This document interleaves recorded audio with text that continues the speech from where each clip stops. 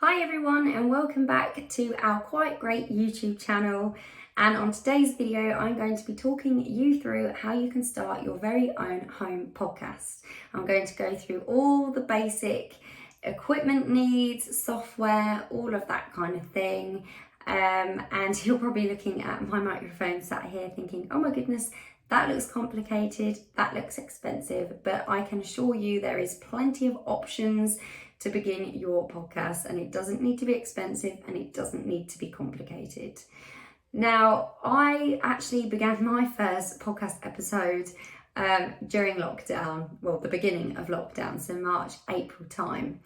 I've had a little bit of experience in the broadcast side, obviously through radio, and if you want to find out how you can get into radio broadcasting, how to get a job in the industry, how to start out, look back at our previous videos where I explain how to do this for beginners.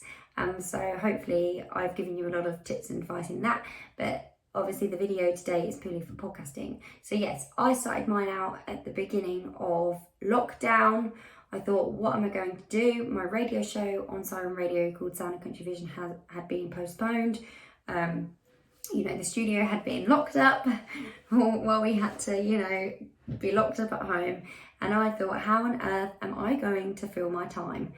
I'd always thought about doing a podcast prior to that, but I think it was more time with me. And also, it's a little bit daunting. It's the unknown, isn't it? And I'm sure you're probably feeling the same. So don't worry, I'm going to talk you through a few basic requirements to start your own home podcast. So let's start with a topic, because of course without a topic or a theme you have no show, you have no podcast. So I recommend brainstorming some ideas and go with something that you're truly passionate about or really like to talk about, because this is going to help you. My show is called Country in the Kitchen. I've gone with the country theme, same as my radio show, but I've also mixed in country living. Obviously country music and country living go hand in hand. I live rural, and through lockdown, I guess, our farmers have been working really hard, and we've been trying to support local produce and local businesses. So I thought, why not add that into the mix? And it kind of makes my podcast niche, I guess. And that's what you're looking to do. Try and stand out a little bit. And I feature interviews, so I feature guests. So that could be independent country artists or those within that genre. It could be farmers, anyone who, I don't know, has a job within, country living, the countryside. But also I interview fellow radio hosts and festival organisers within the genre of country music, and similar genres.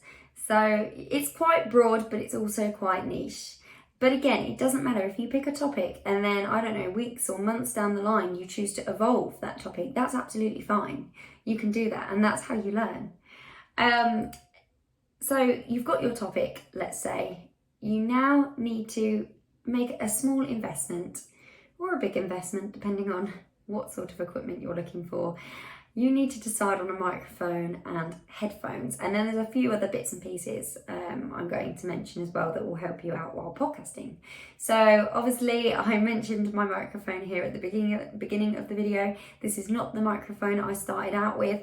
I started out with a £30 Amazon purchase. It was a small condenser USB mic that plugged into my MacBook Pro, but of course a month went by and I realised it wasn't providing me the best sound quality, which isn't too much of a problem, but of course when it is just audio, you kind of want the sound quality to be there.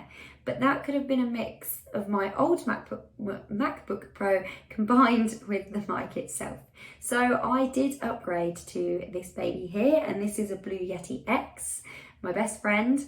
The sound quality is brilliant. You don't really have to alter too much on it. I know it looks complicated, but it really isn't. It comes with some software as well, so there is a lot of technicalities that go into it, but you don't have to touch those if you don't want to. Again, this one plugs in as a USB, and away I go, really, as long as you've got it plugged in your desktop. I've got a desktop behind me which I use now. Whatever you're using, your laptop or desktop, just make sure that obviously it's connected and all of that, and you should be good to go. You will also need a good, relatively good pair of headphones. Now, my choice, which are these here, I got these while studying journalism at university. We all got a pair, which was really, really great while doing the radio module. I feel very, very lucky. And actually, they're really, really good.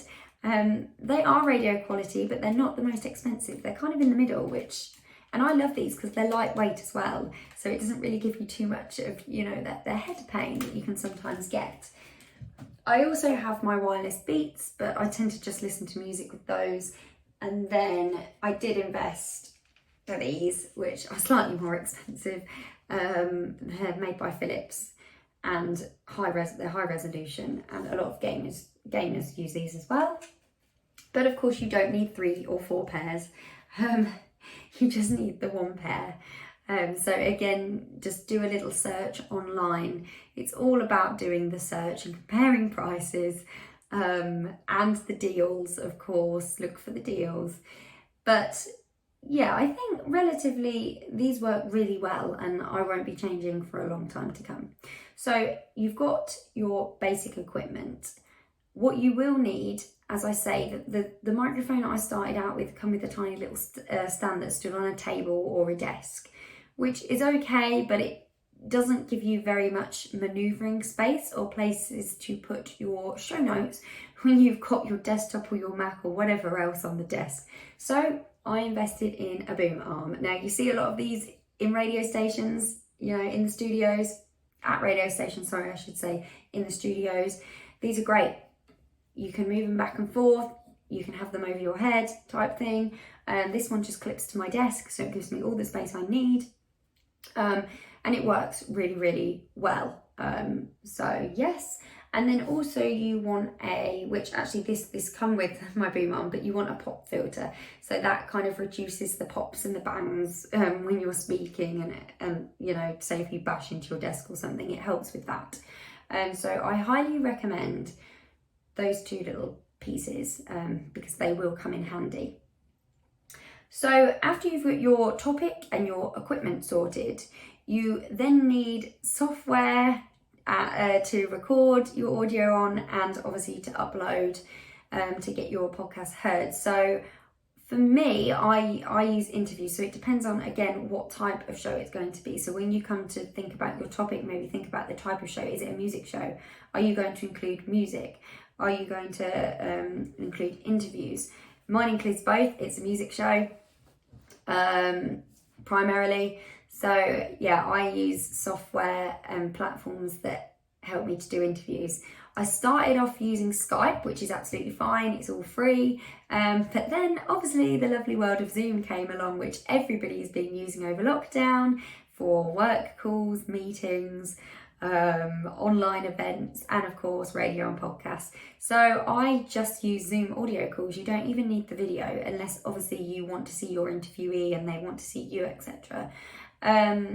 So yeah, I use Zoom.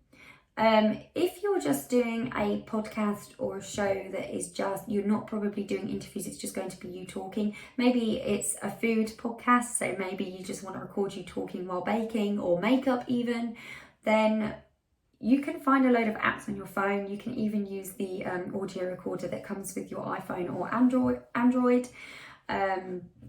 So yeah, that would work just fine. But as I say, Zoom for me works because I'm always doing interviews and I use it for free. You can upgrade, but I don't need to. It allows me, I've recorded over an hour and it's let me use it for free. So that's fantastic.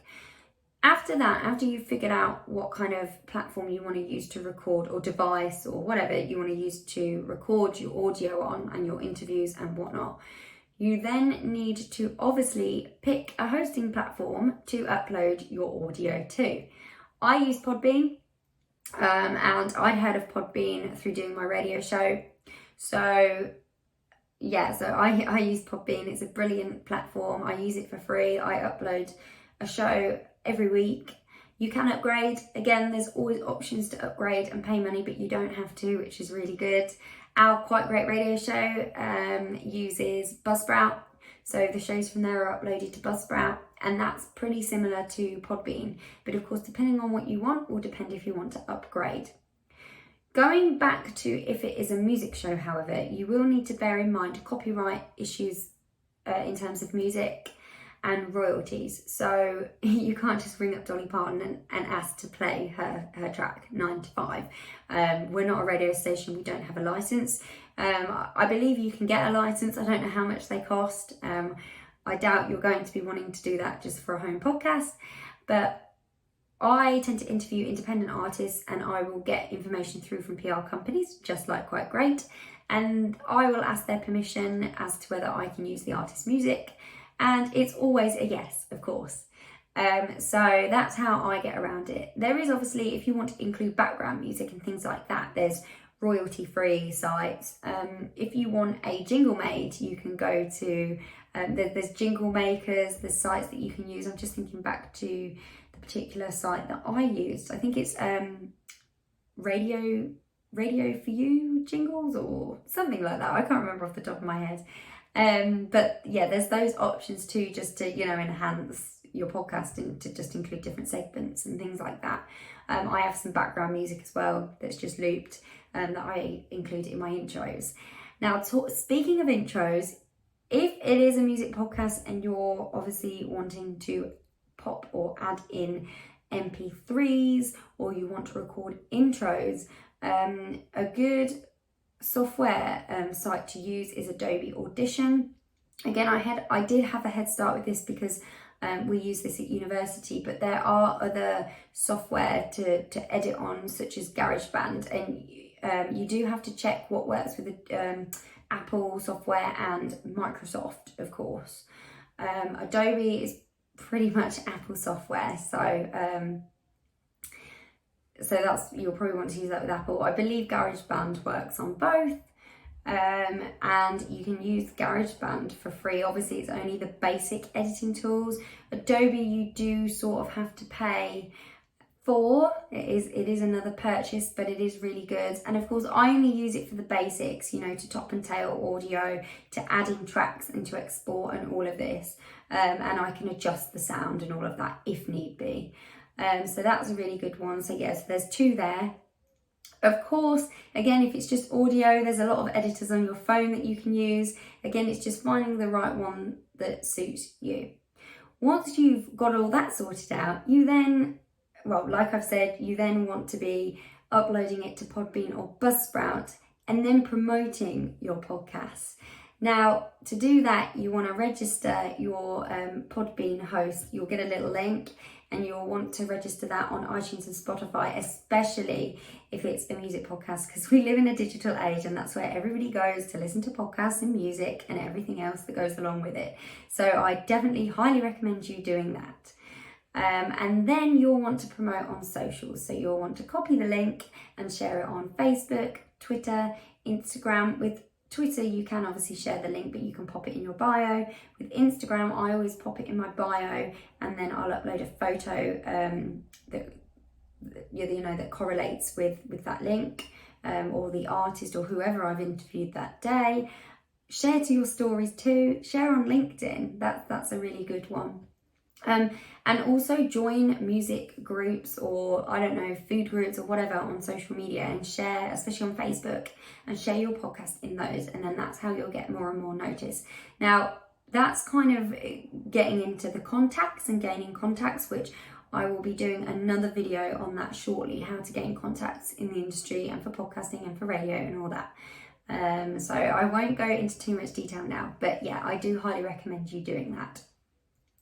So I think I've covered pretty much everything, and here I've got a very basic setup. You can see it's not a studio.